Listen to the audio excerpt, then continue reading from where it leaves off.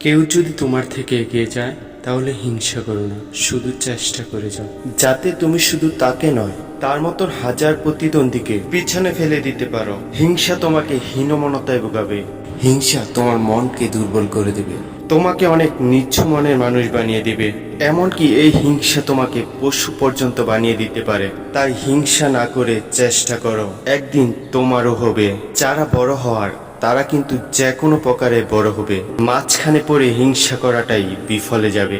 আর একটা কথা সব সময় মনে রেখো, যারা হিংসা করে তারা কিন্তু কখনো বড় হতে পারে না। তারা শুধু লোকের খুদ ধরে বেড়ায় আর সফল ব্যক্তিদের সমালোচনা করতে থাকে আর শুধু এক্সকিউজ দিয়ে যায়। আমার কাছে এই ছিল না বলে আমি সেই করতে পারিনি, এই জিনিসটা থাকলে আমি এটা করে দেখাতাম, আরো কত কি অজুহাতের ভান্ডার। কাউকে হিংসা করলে তুমি শুধু তার লাইফ নিয়ে ভাবতে থাকবে, সে কি করছে, সে কি কাজ করে, কাদের সাথে মিলছে, আরো কত কি।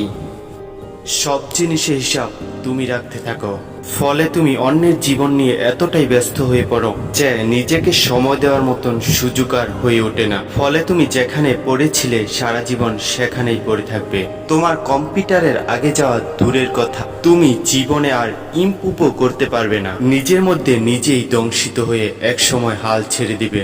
তাই হিংসা না করে প্রতিদ্বন্দ্বিতা করো, যে আগে যাচ্ছে তাকে উৎসাহ দাও, কারণ সে সেই জিনিসটাকে ডিজার্ভ করে। আর নিজে মনে মনে ঠিক করে নাও যে আমাকেও লাইফে বড় কিছু করতে হবে। হিংসা না করে সেই সফল ব্যক্তির কাছ থেকে কিছু শিখে নাও এবং সেই ভালো জিনিসগুলো নিজের লাইফে অ্যাপ্লাই করতে থাকো।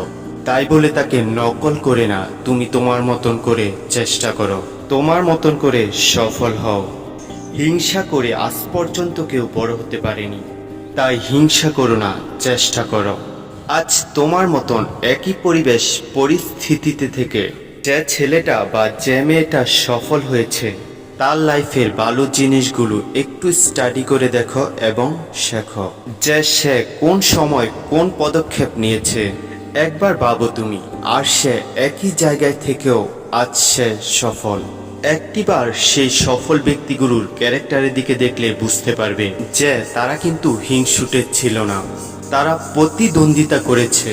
তাই আবারও বলবো, যদি তোমার আশেপাশে সবাই সফল হয়ে যায় আর একমাত্র তুমি অসফল থাকো, তাহলে ভেঙে পড়ো না, চেষ্টা চালিয়ে যাও আর ধৈর্য ধরে যাও, কারণ ধৈর্যের গুণটাই আলাদা।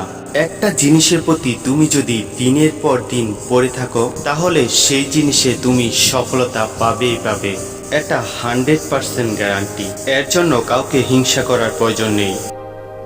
নো এক্সকিউজের পক্ষ থেকে আমি আলামিন। বন্ধু, হিংসা করো না, চেষ্টা করো, একদিন তোমারও হবে।